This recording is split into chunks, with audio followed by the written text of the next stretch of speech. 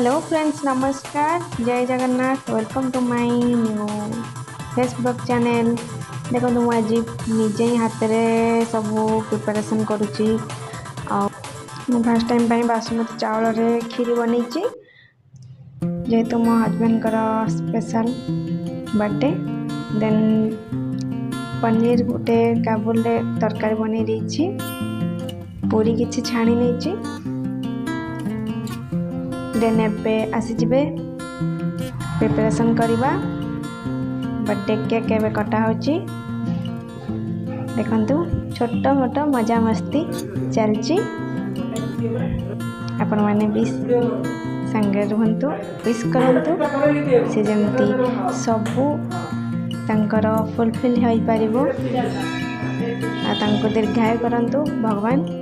एतिकी मोर कामना। मैंने जदि मोर भिडियोटी भल लगी था निश्चित लाइक करेंगे, शेयर करेंगे, कमेंट सेक्शन में जनइबे केमती लगला।